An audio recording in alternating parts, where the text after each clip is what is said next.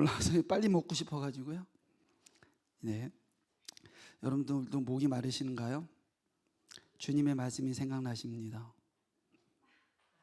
내가 주는 물은 영원히 목마르지 아니하려니와. 오늘 말씀을 통하여 우리의 영적인 가람이 다 해결되어지기를 주의 이름으로 축원합니다. 우리 좌우분들 앞뒤분들하고 인사합시다. 기도하고 기대하며 기다립시다. 네.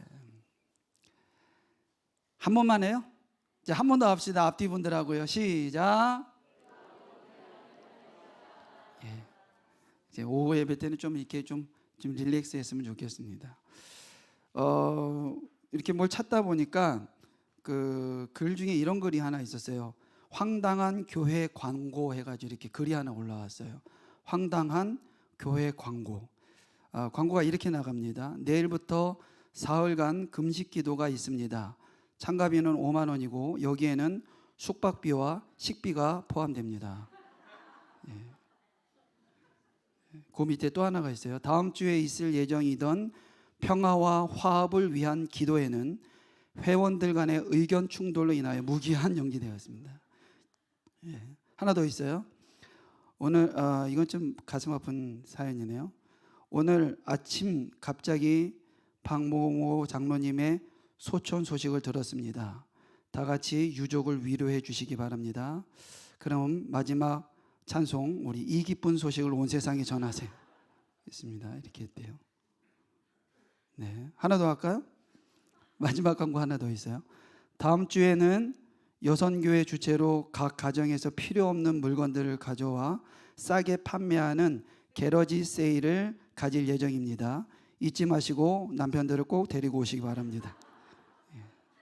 네. 남편들 꼭 데리고 왔어요. 같이 이렇게 하라는 건데 말은 꼭 남편들을 팔아버리라는 것 같네요. 예, 그렇습니다. 웃음이 좋죠. 예, 저도 웃음이 너무 좋습니다. 그런데 오늘 말씀은 사도 바울에 대한 이야기인데 이 고난에 관한 이야기예요.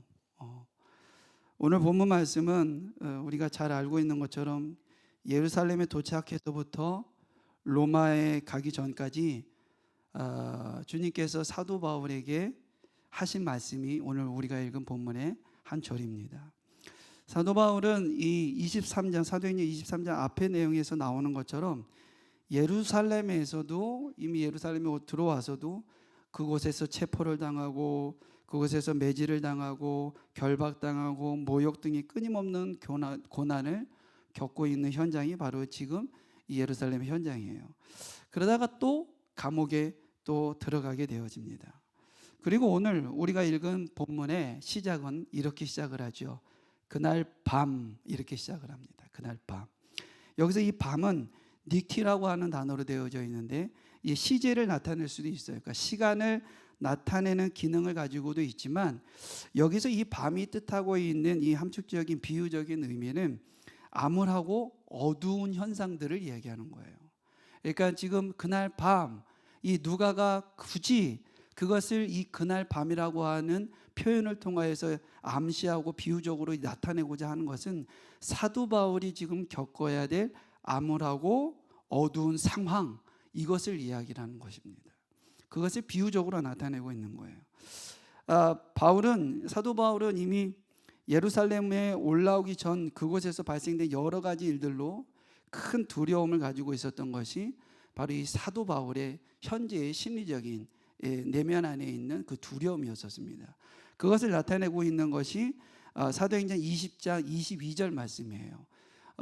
같이 한번 읽어볼까요? 사도행전 20장 22절 같이 한번 말씀을 읽도록 하겠습니다. 같이 읽을게요. 시작. 보라, 이제 나는 성령에 매여 예루살렘으로 가는데 거기서 무슨 일을 당할는지 알지 못하노라. 네, 사도 바울 안에는 지금 예루살렘으로 가는 것이 나이스하지가 않아요. 왜냐하면 앞으로 어떤 일이 무슨 일을 당할지 내가 모르기 때문에 그런 두려움과 이미 앞에서부터 에베소서부터 시작해서 계속된 그런 아픔과 고난과 연단의 그 시간들을 거쳐왔잖아요. 그리고 또 예루살렘으로 가서도 또 어떤 일을 내가 당할는지 내가 모르는 가운데 있지만 그럼에도 불구하고 나는 죽을 것을 각오하고 예루살렘으로 올라가겠다. 이 말을 하고 있는 것입니다. 아니나 다를까 이 예루살렘으로 올라온 사도 바울에게 닥쳐진 여러 가지 일들을 우리가 너무 잘 알고 있는 것처럼 동족 유대인들로부터 배척을 받아요. 그리고 살해의 위협까지 느낍니다. 더군다나 예전에 자신과 특별한 관계를 갖고 있었던 이 사내들인 공회에서도 그를 신문 고초하는 이런 현상들이 일어나게 되어집니다. 만일 일이 더 악화되었다면 아마 사도 바울은 죽음의 위기까지도 아마 죽을지도 모르는 그런 상황이 지금 현시의 상황이었을 것입니다. 그리고 바울이 이렇게 그의 인생에서 다시는 없을 이 지독하고 어두운 밤을 맞이하게 된 그곳, 그날 밤, 바로 그날 밤 주님께서 다시 사도 바울을 찾아오셔서 말씀하고 계시는 명령이 무엇이냐면 이거예요. 담대하라, 내가 예루살렘에서 나의 일을 증언한 것 같이 로마에서도 증언하여야 하리라. 이렇게 말씀을 하시는 거예요. 그러니까 우리는 이 말씀을 하나님께서 로마로 가라는 이 분명한 비전을 다시 한번 확인시켜 주는 것으로 이해를 할 것입니다. 큰 환난을 걸어온 바울에게 이쯤 되면 하나님도 좀 영적인 양심이 좀 있으면 바울이 이렇게 고된 인생을 살았잖아요. 참 여기까지 얼마나 고되게 왔습니까? 그러면 바울아, 고생 많았다. 진짜 너의 고생을 내가 다 안다. 그러니까 이 고생 많았던 너의 인생을 내가 이제 보상을 해줄 테니까 앞으로는 편히 로마로 갈 것이야. 걱정하지 마. 이렇게 말하면 얼마나 좋았겠어요. 그런데 그렇게 말해 주셨다면 아마 바울은 더 깊은 영성을 가지고 어떤 일이 있더라도 감당을 하면서 간다고 이렇게 고백을 했을 것입니다. 그러나 본문은 그런 메시지가 아니었죠. 이것은 하나님께서 사도 바울에게 주신 이 메시지는 바로 이런 겁니다. 환난, 핍박, 거듭되는 위협, 그 두려움 속에서도 내가 나를 증언한 것 같이 로마로 가는 길에서도 늘 그랬던 것처럼 나를 증언하게 될 것이다. 이 이야기를 하고 있는 것이에요. 이 속뜻을 헤아리면 여러분 어떨까요? 좀 갑갑하지 않습니까? 이런 생각 들지 않겠어요? 도대체 이 환난은 언제 끝나는 거야? 도대체 이 어두운 터널은 언제 끝나는 걸까? 도대체 이 고단한 인생은 언제쯤 끝나는 것일까? 라고 하는 그런 생각이 들지 않겠습니까? 바울이 겪은 이 고난은 상상 그런 고난이었습니다. 그렇기에 우리는 이 사도 바울의 인생을 보면 지금 로마로 가라고 하신 그 메시지를 보면 우리는 아마 이렇게 생각할 수도 있을 것 같아요. 드라마를 보면은 고생 많은 주인공이 이렇게 나오잖아요. 마치 신데렐라. 우리가 잘 아는 신데렐라의 그 계모를 그다음에 그 형제 자매들한테 그렇게 고난 받고 있는 그런 신데렐라 보면은 그 구두가 딱 떨어뜨리고 갔을 때 왕자가 그 구두를 찾아갈 때의 그 감정이 뭐예요? 얼른 빨리 찾아가서 신데렐라를 좀 보상 좀 해줘. 이런 마음을 갖고 있지 않습니까? 그런 것처럼 이렇게 우리가 지금 로마로 가는 사도 바울의 모양을 보면 그런 마음이 들지 않겠어요? 이제 더 이상 사도 바울의 길이 험난하지 않기를 바라는 마음이 우리 안에 있지 않겠습니까? 또 그래야만 우리도 사도 바울이 간 길을 순종하며 갈 수 있지 않겠습니까? 그런데 현재 옥에 갇힌 사도 바울의 심리는 어땠을까요? 막 힘이 날까요? 이 메시지를 든 사도 바울은 옥에 갇힌 사도 바울은 기진막진한 그런 낙에 있는 어떤 일부적인 심리를 가지고 있을 것입니다. 로마까지 갈 수 있는 힘조차도 막막함까지도 갖지 않을까라는 생각을 합니다. 하지만 바꿔 말하면 이것을 좀 바꿔 생각을 한다면 하나님께서 사도 바울에게 한 말씀은 예루살렘에서 거듭된 환난을 겪으면서 증언한 그 사역들을 하나님이 인정을 하신다라는 거예요? 인정하지 않으신다라는 거예요? 헷갈려요? 자, 다시 말씀 볼게요. 예루살렘에서 나의 일을 증언한 것 같이 로마에서도 증언하여야 하리라. 이 말씀은 이걸 뒤집어서 이야기를 한다면 네가 다시 예루살렘으로 가면 그것에서 환난과 핍박과 거듭됨과 위협 속에서 그 두려움 속에서 내가 나를 계속해서 로마로 가는 그 길에서도 증언을 해야 돼라고 하는 것인데, 그 말은 뒤집어서 이야기를 하면 사도 바울의 사역 자체를 하나님께서 인정하지 않으셨다면, 지금까지 사도 바울이 걸어온 길을 하나님이 인정하지 않으셨다면 그 뒷길까지도 맡겨주셨겠어요? 아닙니다. 이 말을 뒤집어서 이야기를 하면 지금까지 너희가 이 예루살렘까지 오는 그 사역의 길을 하나님께서 다 인정해 주셨다라는 거예요. 할렐루야. 하나님께서 그의 모진 고통, 그 고난 속에 있는 길이지만 네가 이마만큼 그 길을 잘 왔어 라고 하는 것을 인정하여 이야기를 해주시는 것이 바로 이 말씀인 것이에요. 그래서 예루살렘에서 나의 일을 증언한 것 같이 로마에서도 증언하리라, 이렇게 말씀을 하시는 겁니다. 사도 바울이 고난을 겪으며 증언한 것이 사람의 관점에서 보았을 때는 실패한 것처럼 보입니다. 그렇잖아요.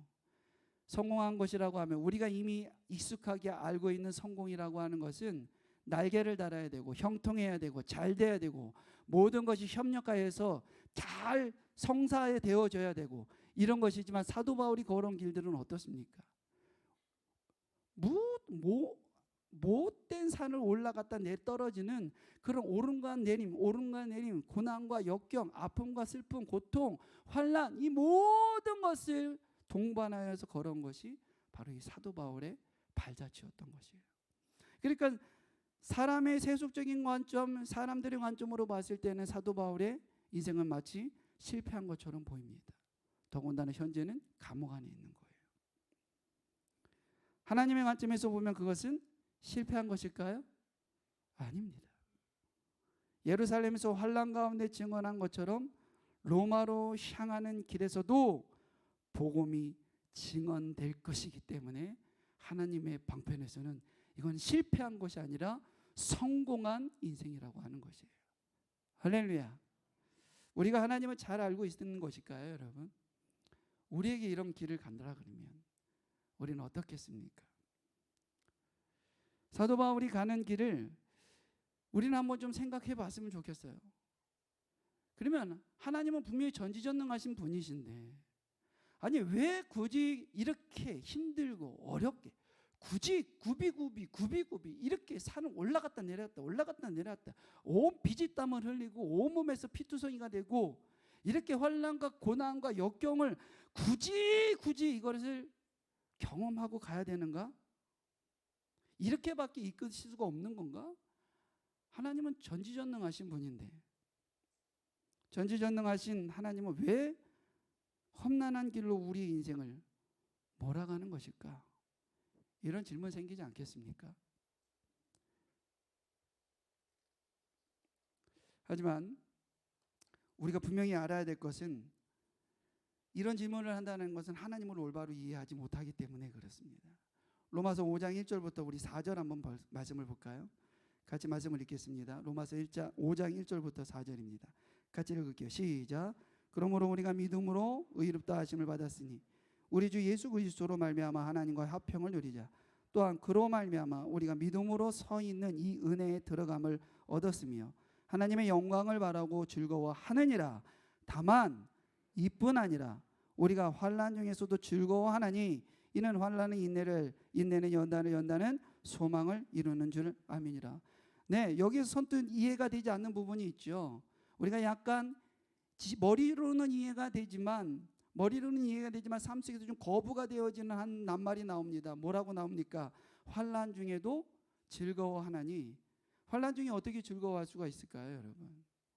환난을 즐거워하는 사람이 얼마나 될까요?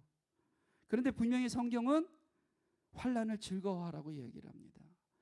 베드로전서에서도 비슷한 이야기가 나옵니다. 말씀 볼까요? 베드로전서 4장 13절입니다. 같이 읽을게요. 시작. 오히려 너희가 그리스도의 고난에 참여하는 것으로 즐거워하라. 이는 그리스도의 영광을 나타내실 때에 너희로 즐거워하고 기뻐하게 하려 함이라. 네, 베드로전서 4장 13절에서도 같은 말씀을 해요. 그리스도의 고난에 참여하는 것을 어떻게 하라고요? 즐거워하라, 즐거워하라. 이렇게 이 말씀을 합니다. 누군가는 이 구절을 아마 이렇게 해석을 할 수도 있을 것 같아요. 이 환란이 지나면, 야, 그럼 그렇지. 하나님, 이 지금까지 왔던 이 환란을 지나면 저 너머에 마치 어두운 새벽의 그 광채를 밝히고 올라오는 그 해돋이와 같은 그 광명한 빛이 이제 나를 기다리고 있겠구나 라고 하는 그 기대침을 갖고 있지 않겠습니까? 이 말씀을 그렇게 해석할 수도 있을 것 같아요. 그래, 저 새벽을 뚫고 올라오는 그 새벽의 그 광명한 그 빛이 이제 곧 내 이 고난 뒤에, 이 슬픔 뒤에, 이 환난 뒤에 분명히 기다리고 있을 것이야 라고 이렇게 해석을 할 수도 있을 것입니다. 물론 그럴 수도 있습니다. 그러나 이것은 환난이라고 하는 것을 한쪽 면만 생각하고 있는 것일 겁니다. 예를 한번 들어보면 이런 예를 들 수가 있어요. 공부를 잘하면 훌륭한 사람이 된다는 말이 있습니다. 그 공부를 즐겁고 쉬운 사람이 있을까요? 나는 공부가 너무 좋고 나는 공부가 너무 즐거워 하는 사람 거리 두세요. 별로 이상한 사람이에요. 그렇죠? 정 별로 안 갑니다. 그렇죠? 그런데 다만 이 공부의 과정에 인격을 형성하고 성장하는 길이라는 이 궁극적인 가치를 알 때 비로소 공부의 진정한 즐거움을 알 수 있게 되어지는 거죠. 그런데 자격증이나 취업을 하기 위해서 공부하는 그 공부는 정말 괴롭습니다. 힘들어요. 그렇죠? 그렇게 공부의 가치를 모르고 눈앞에 입속을 챙기는 사람에게는 공부는 그냥 고문에 불과합니다. 환난 중에도 즐거워하는 이유는 이 공부의 길처럼 환난이 무엇을 만들어내기 때문에요? 인내를 만들어내고, 인내와 인내 뒤에 무엇을 만들어내요? 연단을 만들어내고, 연단 뒤에 소망을 이루는 것입니다. 이 소망이라고 하는 것은 엘피스라고 하는 단어로 되어져 있는데 이 소망의 완성이 뭘까요, 여러분? 그것은 구원입니다. 할렐루야. 바로 환난의 마지막 끝은 구원의 완성이라고 하는 것이에요. 이 땅에서 우리가 이겨나가고 크리스찬이라고 하는 예수 그리스도를 나의 구주라고 고백하는 모든 주의 백성들이 살아가는데 평탄만은 하지 않아요. 평탄하지 않은 그 길에 우리가 그 환난을, 우리에게 닥쳐지는 그 모든 어려움들을 잘 인내하고 그 인내를 통하여서 연단하고 연단을 통해서 우리가 소망에 이르는 것은 우리가 비로소 구원받은 백성을 마지막 확인하는 마지막 종지부라고 하는 것이에요.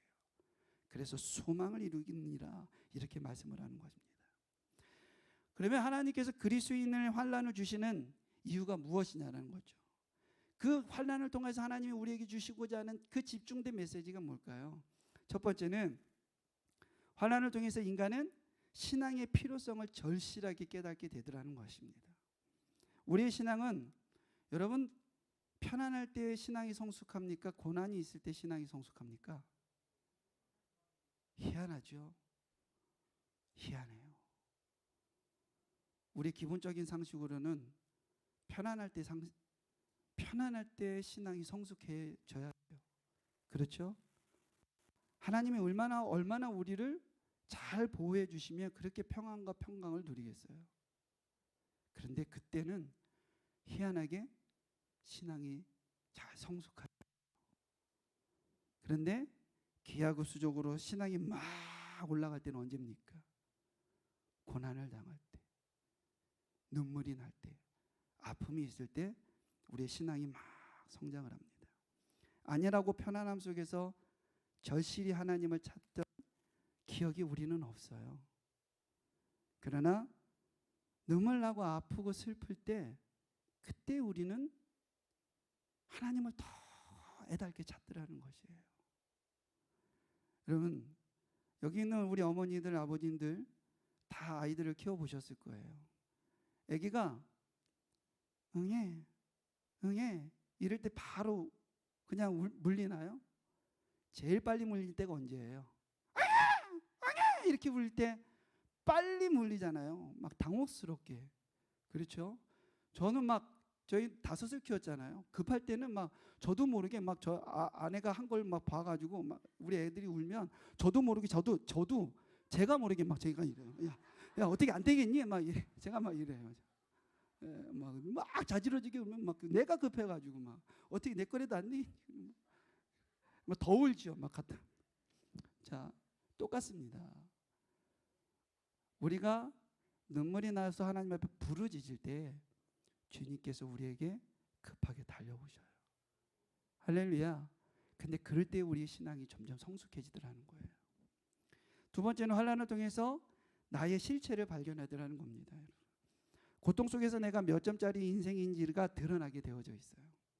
우리 신앙생활을 관념적으로 하곤 그리고 누군가의 이야기 그리고 머릿속에 말씀들이나 다른 누군가의 간증 그런 것들이 가끔가다 마치 나의 신앙인 것처럼 착각할 때가 있습니다. 그것이 나의 신앙이라고 착각하고 마치 그것이 나의 신앙의 수준인 것처럼 그렇게 살아갈 때가 많이 있어요.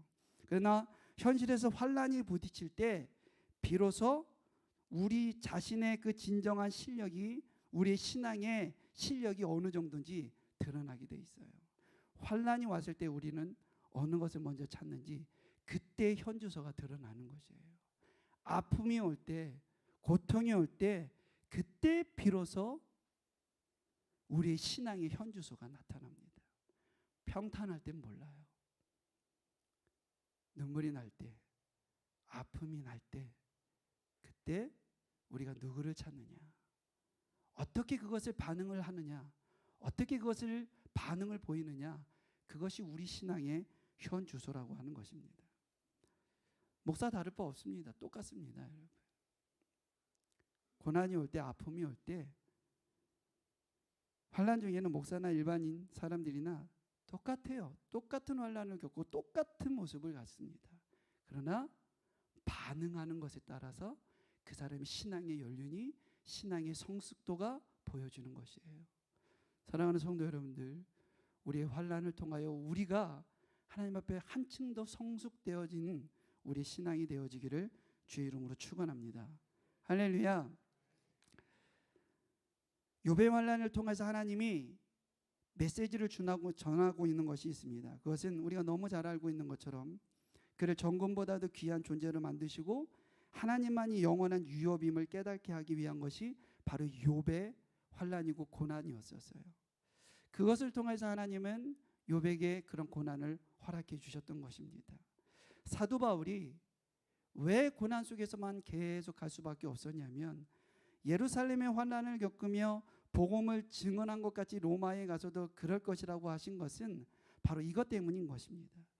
복음 외의 것, 하나님으로부터 멀어지게 하는 것이 함께 로마로 가서는 안 되기 때문에 그런 것이에요. 그렇기 때문에 바울 안에 있는 불순물들 그리고 그 부정한 것들, 이를 따라와서 바울을 배격하고 있는 이 불순물들, 그 모든 것들을 다 걷어내고 가장 깨끗하고 가장 정결하고 가장 숭고한 모습으로 로마로 가야 되기 때문에 사도 바울은 계속해서 고난이 따라오는 것입니다. 한 사람을 한번 소개시켜 볼까 합니다. 1953년도에 한 여인이 태어났어요. 잘합니다. 전쟁이 끝나고 얼마 되지 않았기 때문에 참 모든 가난한 그런 시대의 배경이었었어요. 위로는 오빠 한 명이 있고 밑으로는 여동생 3명이 있습니다.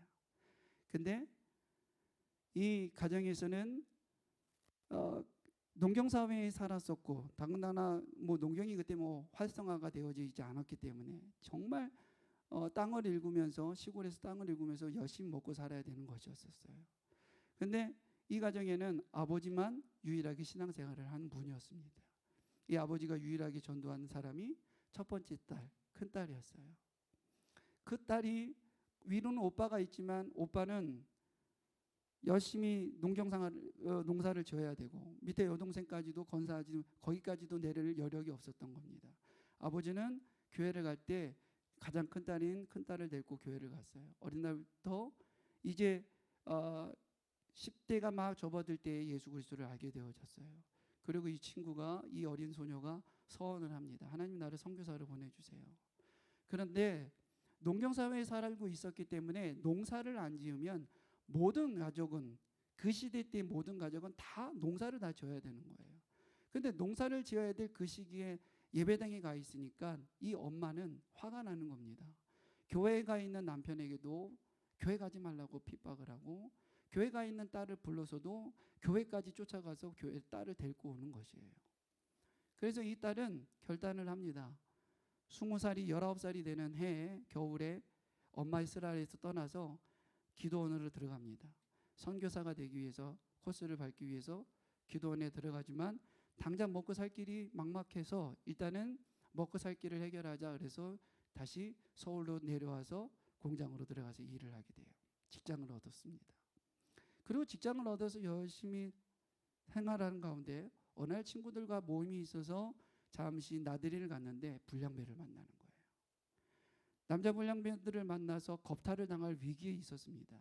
그런데 영화와 같이 그 찰나에 어떤 한 건장한 남성이 와서 이 여인을 구해주는 거예요.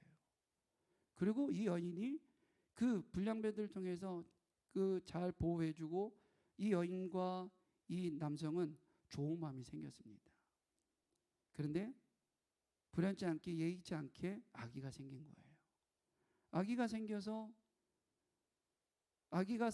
이 남자한테 얘기를 했는데 그때서야 이 남자가 이야기하는 자기는 유부남이라는 겁니다. 아기가 이미 3명이나 있는 유부남인 거예요. 방법이 없어요. 먹고 살 길도 없어요. 이 여인은 품속에 있는 아기를 가슴에다가 푹 안고 하나님 앞에 기도합니다. 하나님, 이 아이를 낳으면 하나님께 드리겠습니다. 그리고 미국으로 입양을 보내서 이 아이가 미국에서 목사가 되어져서 하나님께 영광 돌리는 아이가 되었으면 좋겠습니다. 선교사가 되었으면 좋겠습니다. 그리고 하나님 앞에 태중의 아이를 서원을 합니다. 그런데 낳을 길이 없잖아요. 나와서 누구한테 의지할 데도 없고. 그래서 체면을 무릅쓰고 그 비통함을 가지고 그 남자가 사는 그 가정으로 돌아갑니다. 본부인이 있고 자식들이 있는 그 가정으로 들어가서 이 여인은 그 가정에서 출산까지 해요.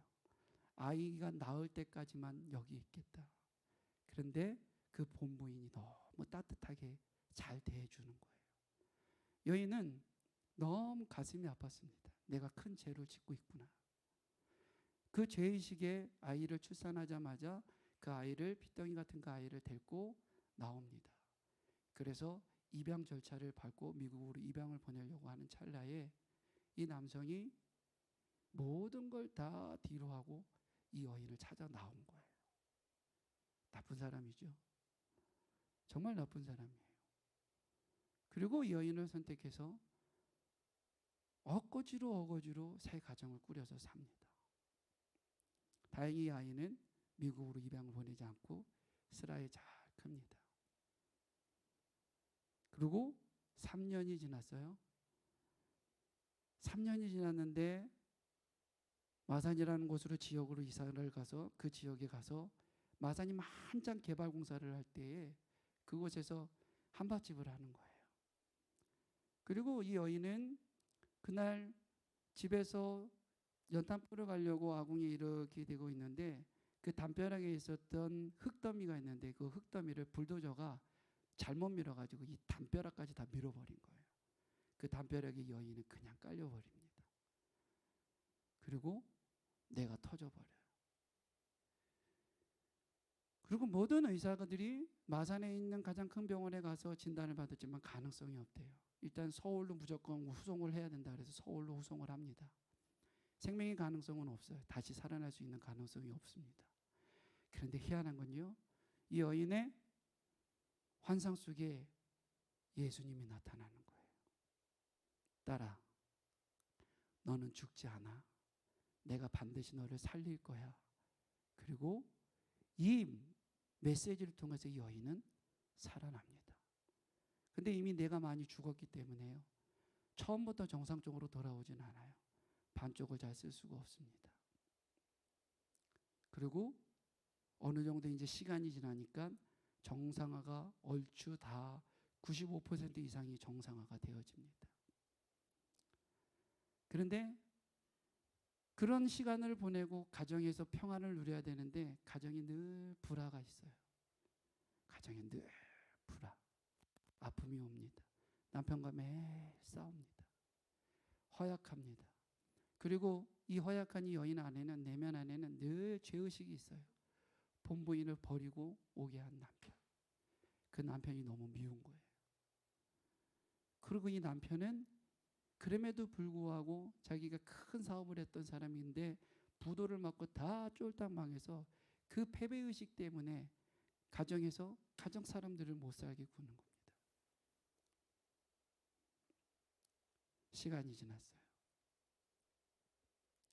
이 아이가 커서 어느새 19살이 됩니다. 그의 수능을 보고 돌아왔는데, 대학 학력고사를 보고 집에 돌아왔는데, 돌아왔더니 부모님이 막 싸우는 거예요. 그리고 그날은 유독히 심하게 싸우는 모습을 보았습니다. 근데 그 찰나에 친구의 전화가, 동네 선배의 전화가 오는 거예요. 전화가 와서 전화가 받은 소리는 뭐였냐면 기분 나쁘대요. 뭐가 기분 나쁘냐 물어봤더니 자기가 지나가는데 대학생들이 자기를 째려보더라는 거예요. 그리고 막 손가락질하면서 뭐라 그랬더라는 거예요. 그러니까 너 빨리 빠따 2개 갖고만 빨리 내려와. 그래서 이 친구가 부모의 싸움을 보고 그거에 대한 분노가 이르는데 그 분노를 표출할 데가 없으니까 잘 됐다 싶어서 멍둥이 2개를 들고 뛰쳐내려갑니다. 뛰쳐내려가서 선배랑 둘이서 그 무리가 있는 곳을 찾아 들어가요. 들어가서 봤는데요, 인원이 20명 있는 거예요. 그럼에도 불구하고 그 분노를 참지 못해서 거기서 패싸움을 벌여요. 패싸움을 벌이고 경찰이 와서 모두 다 잡혀갑니다.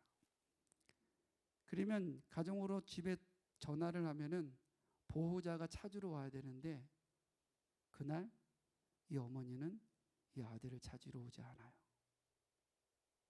그리고 이 아들과는 이별을 합니다. 아들은 어머니를 찾을 용기가 없었어요. 어머니를 찾으면 또다시 아버지와의 그런 관계에서 또다시 어머니가 힘든 인생을 살까봐 어머니를 찾을 용기가 없었습니다.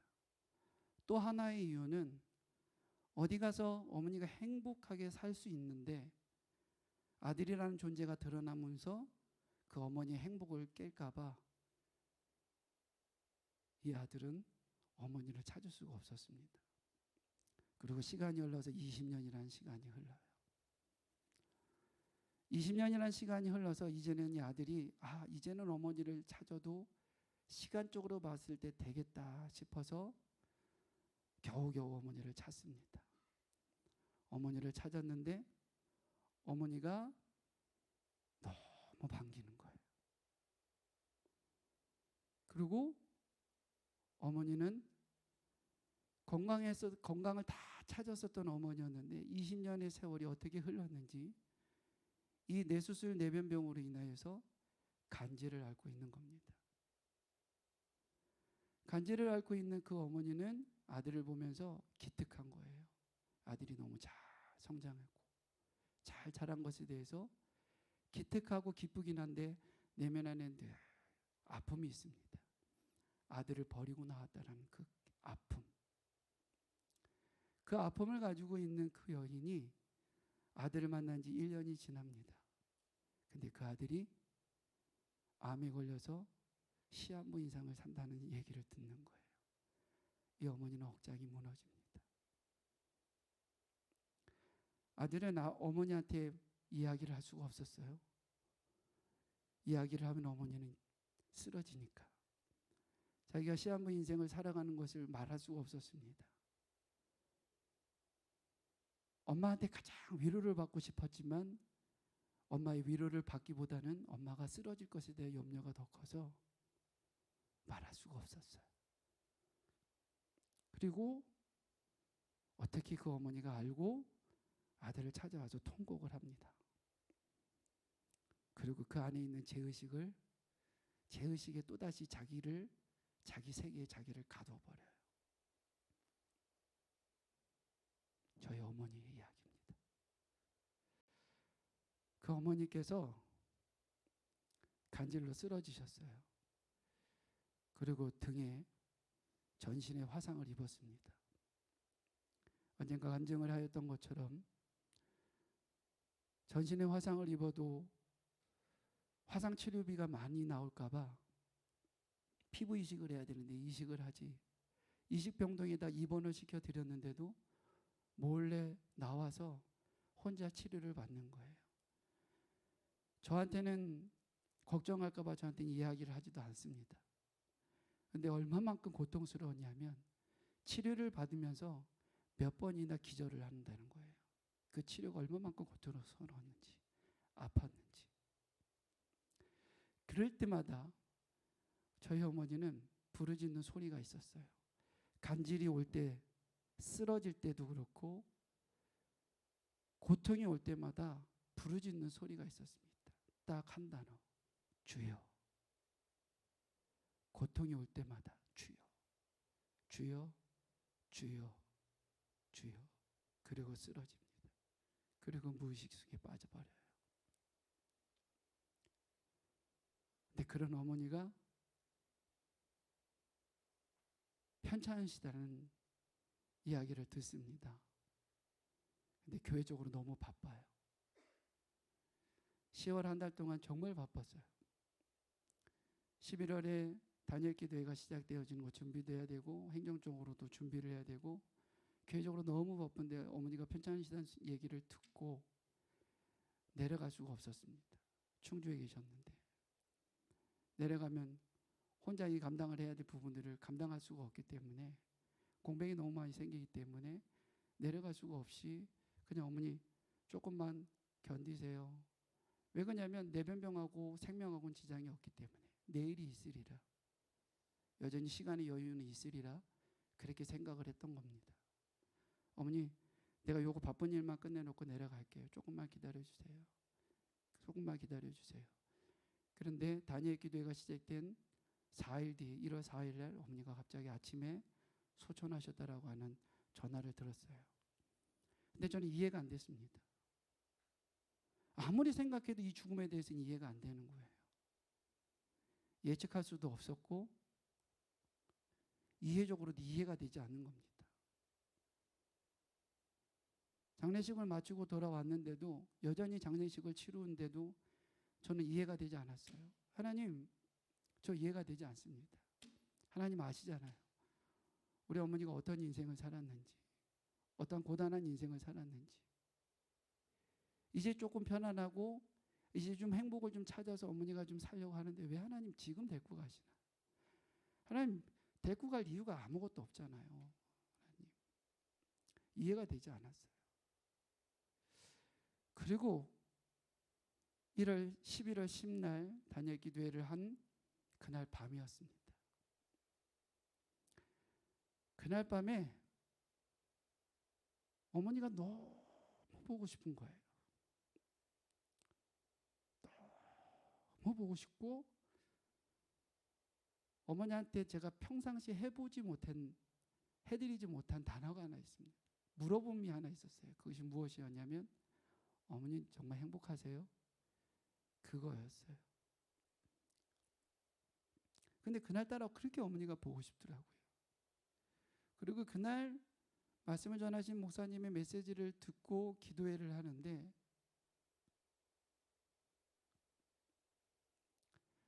하나님이 저에게 환상을 보여주시는 거예요. 어머니에 대한 환상. 병원에 들어간 지 하루 만에 어머니가 돌아가셨는데 요양병원에 입원한 그날 밤부터 어머니가 이미 치매 증상이 초기 증상이 있었다는 이야기를 듣고 이미 그걸 저도 경험을 했었기 때문에 알고는 있었는데 환상 중에 보이는 어머니의 모습은 그 병실을 두려움 속에 막 돌아다니는, 밤새도록 돌아다니는 거예요. 밤새도록. 얼마나 무서웠으면, 그 병원이 얼마나 두려웠으면 그 어머니가 그 병실을 계속 돌아다니면서 누군가를 찾는데 이미 치매 초기가 왔기 때문에 누굴 찾아야 될지를 모르는 거예요. 아들이 오면은 너무 힘이 될 것 같은데 그 아들이 오지 않는 거예요. 그리고 하나님이 보여주신 또 하나의 저희 가슴을 치는 것이 하나 있었는데, 어머니가 충주로 내려가실 때에는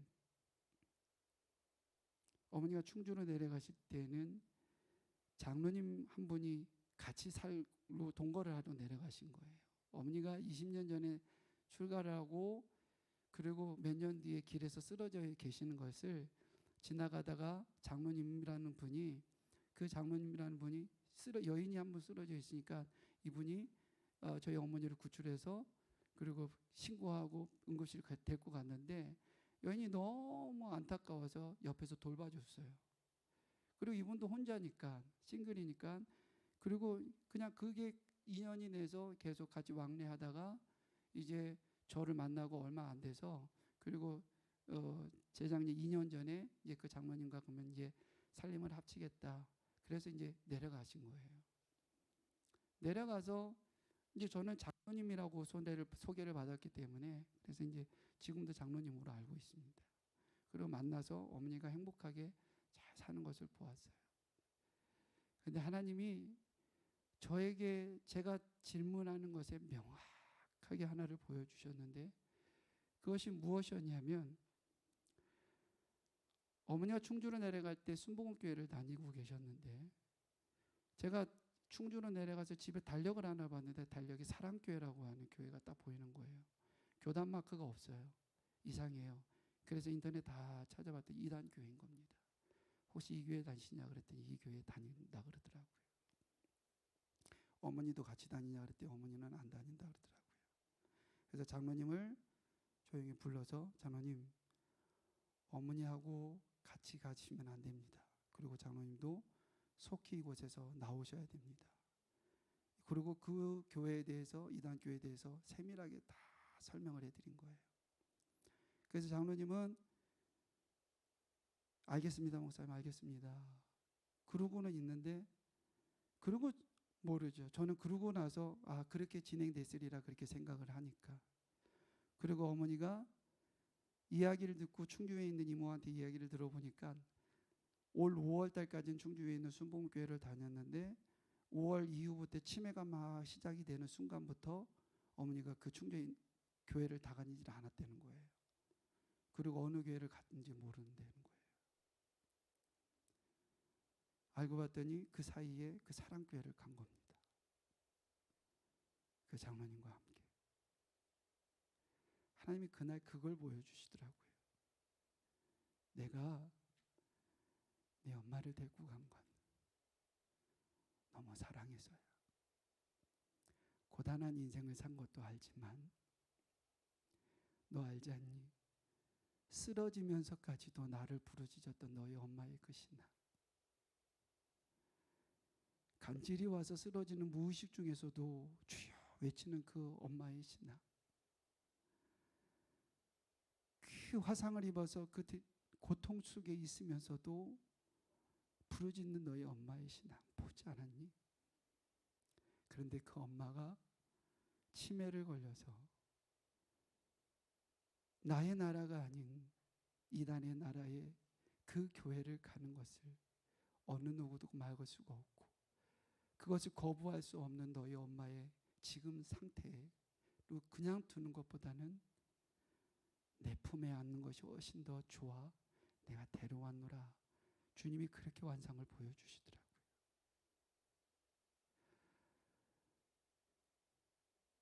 마음이 너무 아팠어요. 옆에서 도와드리지 못한 아들, 목사인데 내 엄마 하나도 완전히 케어하지 못한 목사 아들.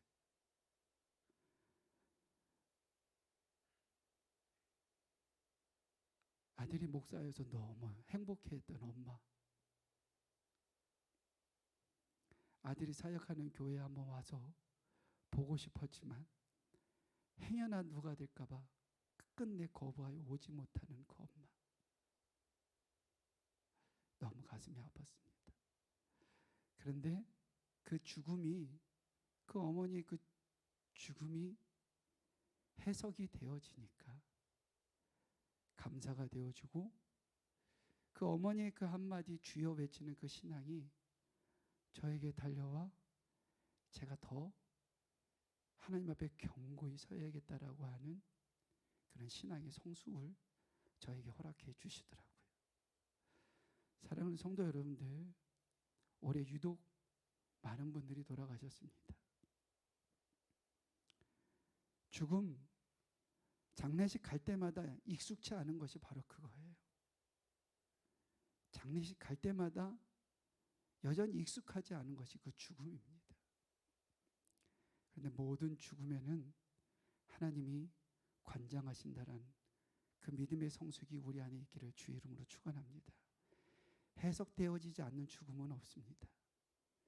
우리가 미처 발견하지 못하고 우리의 영적인 성숙이 아직 거기까지 미치지 못하기 때문에 아직 해석하지 못하는 것뿐인 것 같습니다.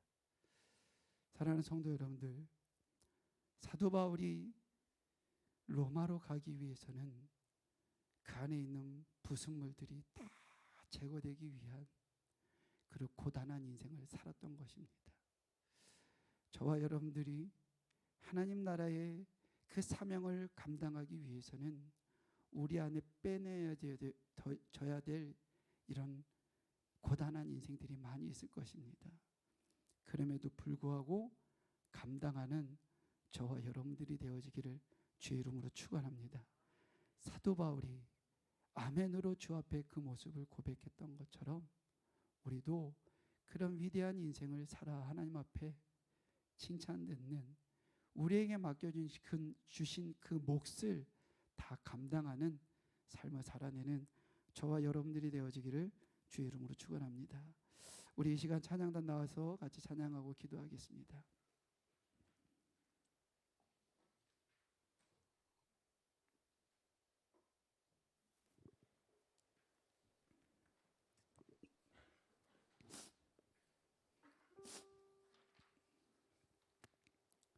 내게 허락하신 시련을 통해라고 하는 찬양입니다.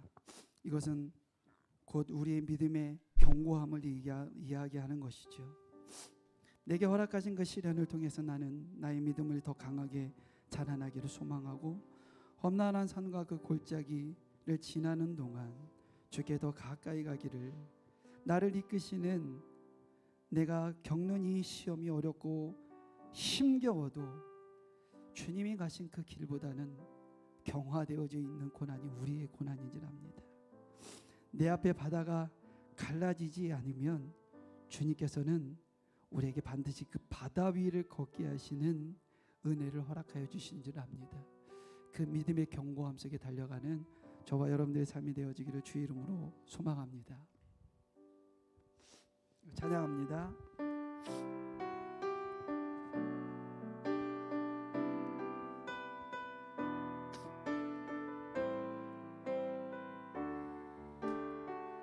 내게 허락하신 시련을 통해, 내게 허락하신 시련을 통해 나의 믿음 더 강하게 자라나고,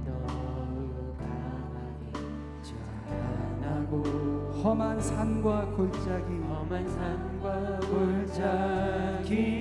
지나는 주께 더 가까이 나를 이끄시네. 내가 겪는 시험이 어렵고 힘겨워도 내 주님보다 크지 않네.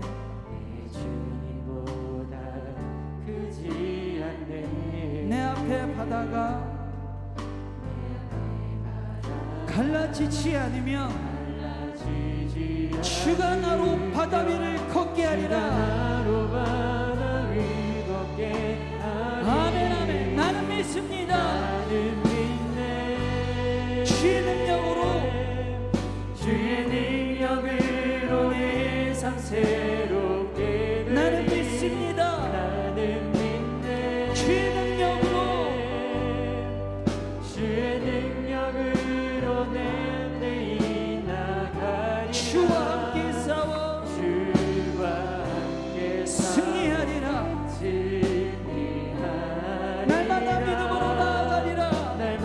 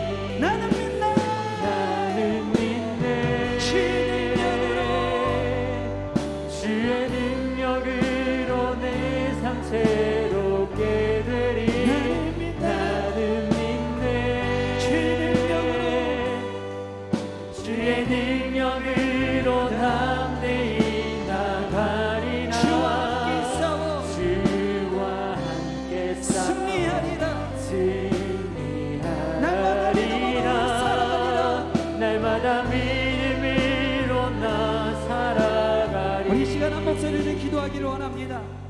여전히 바다 위를 여전히 갈라지지 않는 바다 앞에서 머무적거리는 우리의 모습이 있습니까? 여전히 우리에게 닥친 이 시련과 고통과 아픔 때문에 눈물을 흘리며 계시는 분이 있습니까? 그것이 두려워 떨고 있는 분들이 있습니까? 우리 그 뒤에 있는 하나님의 은혜를 봅시다. 하나님이 우리를 통하여서 계획하신 건 해석되어지지 않는 우리의 시련이 있습니까? 하나님 앞에 이 시간 물으시고 하나님 이것이 해석되게 하여 주시옵시고 그것을 순종하여 달려가 사도 바울이 로마에서까지 그 고난과 핍박과 아픔을 당하면서까지도 하나님의 사명을 감당하였던 것처럼 우리도 하나님이 주신 그 사명을 감당하는 모습 되게 인도하여 주시옵시고 믿음의 견고함 속에 서게 하여 주시옵시고 하나님의 바다가 갈라지지 않는다 할지라도 그 위를 걷게 하시는 분이 나의 하나님 나의 여호와 하나님임을 고백할 수 있는 나의 모습 되게 인도하여 주시옵소서. 우리 같이 주여 귀 한번 부르시네 한 목소리로 기도하도록 하겠습니다. 주여